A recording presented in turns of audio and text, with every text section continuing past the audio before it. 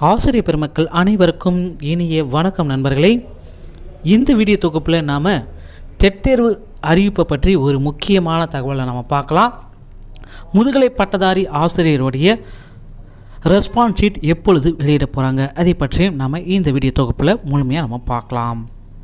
So dead தேர்வு தேர்தல் வாக்குறுதிகள் என்ன ஆயிற்று அப்படின்னு சொல்லியிருக்காங்க. 2013, 17, 19 டெட் தேர்வில் பாஸ் பண்ணவங்களுக்கு மீண்டும் தேர்வு எழுதலாமா அப்படின்ட்டு பார்த்திங்கன்னா நண்பர்கள் நிறைய பேர் இந்த மாதிரி ஒரு கொஷினை கேட்டிருக்கீங்க.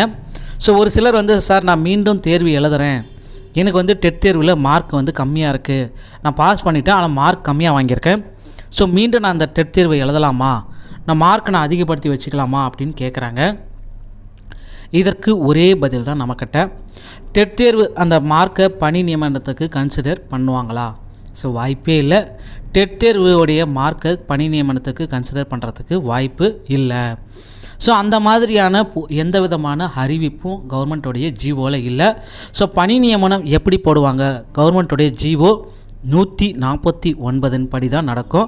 ஸோ எல்லாமே ஒரே மாதிரி தான். ஸோ இது பார்த்திங்கன்னா ஏற்கனவே ஆந்திர பிரதேசில் தான் இந்த மாதிரி ஒரு பணி நியமனம் டெட் தேர்வுடைய மதிப்பெண்ணை கன்சிடர் பண்ணுறாங்க. ஸோ இதுலேருந்து நமக்கு பார்த்திங்கன்னா 100% உண்மையாக தெரியுது, நியமன தேர்வு கட்டாயம் தமிழகத்தில் நடைபெறும். ஓகேங்களா? ஸோ ஒருத்தர் பார்த்திங்கன்னா 82 மார்க் எடுத்தாலும் 150 மார்க் எடுத்தாலும் அவங்க ஒரே இது தான், இப்போ ஜஸ்ட்டு பாஸ் பண்ணாலே போதும். இந்த டெட் தேர்வில் வேறு எதுவுமே தேவையில்லை. டெட் தேர்வு பாஸ் இருந்தாலே போதும், அந்த சர்டிஃபிகேட் அவங்களுடைய லைஃப் டைம் முழுவதும் செல்லுபடி ஆகும். ஸோ எதை வச்சு தேர்வுக்கு கன்சிடர் பண்ணுவாங்கன்னு பார்த்தீங்கன்னா உங்களுடைய நியமன தேர்வுடைய மார்க்கை தான் கன்சிடர் பண்ணுவாங்க. நியமன தேர்வு கட்டாயம் வந்தே ஆகும், இதில் மாற்று கருத்து எதுவுமே கிடையாது. ஸோ மேலும் பார்த்திங்கன்னா ஆசிரியர் தகுதி தேர்வில் தேர்ச்சி பெற்று காத்திருப்போர் பட்டியல் பார்த்திங்கன்னா அதோடைய எண்ணிக்கை அதிகரித்து கொண்டே போகுது வர வர.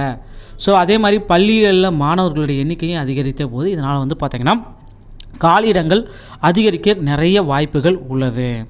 ஸோ நம்ம பொறுத்து நம்ம பார்க்கலாம் இதோடைய அரசு அறிவிப்பு என்னன்றதை, காலியிடங்களை அதிகமாக பண்ணுறாங்களா இல்லை குறைவாக பண்ணுறாங்களா நம்ம பார்க்கலாம்.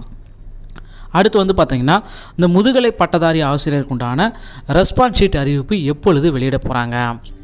இதுக்கு பார்த்திங்கன்னா நிறைய நாட்கள், ஒரு 16 நாட்களாக, ஒரு 15-16 நாளாக நாம் இதுக்கு பதில் தேடி கொண்டு இருக்கோம்.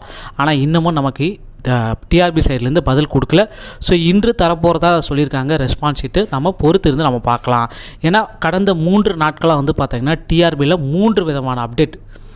முதல் நாள் பார்த்திங்கன்னா இந்த டெட் தேர்வுடைய அப்டேட் கொடுத்துட்டாங்க. 2ஆம் நாள் பார்த்திங்கன்னா பாலிடெக்னிக்கோடைய ரிசல்ட் கொடுத்துட்டாங்க. இன்றைக்கி 3ஆம் நாள். ஓகேங்களா?